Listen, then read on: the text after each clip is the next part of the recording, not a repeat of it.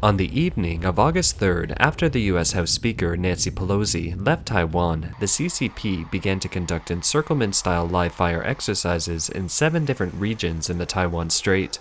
This is the CCP's most provocative action in the Taiwan Strait in decades.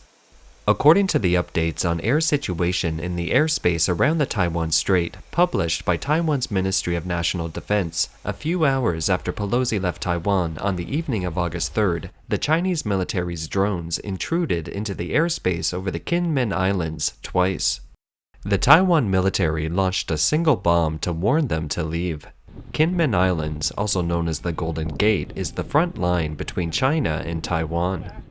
On August 4th, 27 Chinese military aircraft were active in the Taiwan Strait, including 22 Chinese warplanes that crossed the central line of the Taiwan Strait and fired 11 ballistic missiles into the waters surrounding Taiwan.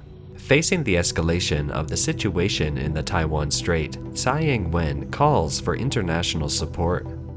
The president of Taiwan, Tsai Ing-wen, made her first public video response on the evening of August 4th, calling on the international community to support a democratic Taiwan and work together to stop one-sided irrational military actions. She said, "The CCP's live-fire drill is a deliberate and continuous increase in military threats, especially when it comes to dangerous missile fire on the busiest international shipping lanes. It's irresponsible not only for Taiwan but also for the international community." 我要强调，我们不会升高冲突。 I want to stress that we will not escalate conflicts or provoke disputes, but we will firmly defend our sovereignty and national security and stick to the defense line of democracy and freedom. We're committed to maintaining the status quo on both sides of the strait. We have always been open to constructive dialogue, and Taiwan will never be overwhelmed by challenges. I hope that all the people of Taiwan are united. She also warned the Taiwanese people to be wary of the CCP's information warfare, which is bound to intensify in the coming days, including information security intrusions into Taiwan's public and private sectors, as well as misinformation and disruptions to the public. Taiwan's Minister of Transportation said that the scope of the CCP's military exercise covers almost all of Taipei's flight regions. A total of 18 international air routes are affected, and the safety of at least 650 flights is threatened every day. The military exercise also affected international flights and ships, and some had to change their original routes, worsening the plight of the global supply chain. The White House condemns China's missile launch near Taiwan. The White House condemned China's firing of live missiles near Taiwan on August 4th as irresponsible and a long-term attempt to change the status quo. Beijing's provocative actions are a significant escalation in its long-standing attempt to change the status quo. As just one example, over the past 2 years, the PRC has more than doubled the number of aircraft that they have flown over the center line that separates China and Taiwan as compared to the time period between 2016 and 2020. And Beijing has pursued economic coercion, political interference, and cyber attacks against Taiwan, all of which erode the cross-strait status quo. In response to the CCP's coercion and intimidation of Taiwan, Kirby says the USS Reagan Carrier Strike Group will stay near Taiwan longer.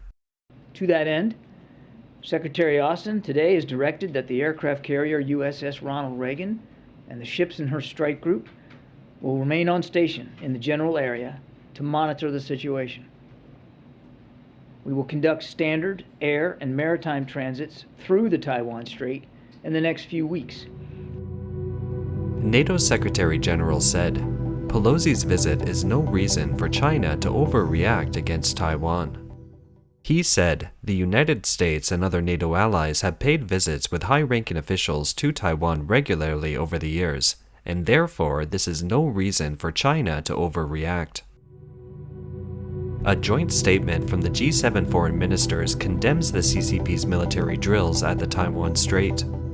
On August 3rd, the G7 foreign ministers issued a joint statement condemning the CCP's aggressive military activities in the Taiwan Strait and urging the CCP not to unilaterally change the status quo in the region by force.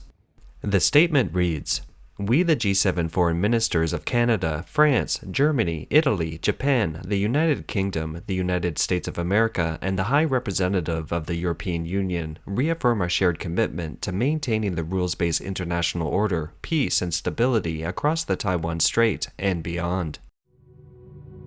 Experts believe the CCP is unlikely to invade Taiwan. The military drills are meant to diffuse public anger. According to British expert Con Coughlin, the likelihood of an immediate full-scale invasion of Taiwan by the CCP is almost nil because its military strength is far less than that of the US and its allies, and it's nothing more than a paper dragon.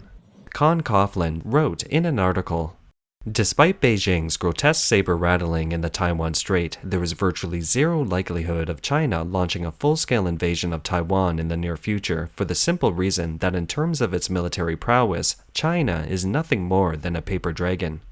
Even if, as many analysts predict, China does become the world's largest economy by the 2030s, it still has a long way to go in terms of matching the military might of the US and its allies. According to Reuters, life in Taiwan is largely business as usual in the face of tensions in the Taiwan Strait, and people say the Communist Party's military drills are just an attempt to deflect the anger of the masses. Basically, I am not afraid of the threats from China, because at least right now, when China says it wants to annex Taiwan by force, they have up until now, from my personal understanding, they are trying to deflect public anger, the anger of their own people. In reality, there is no big impact on Taiwan, I think.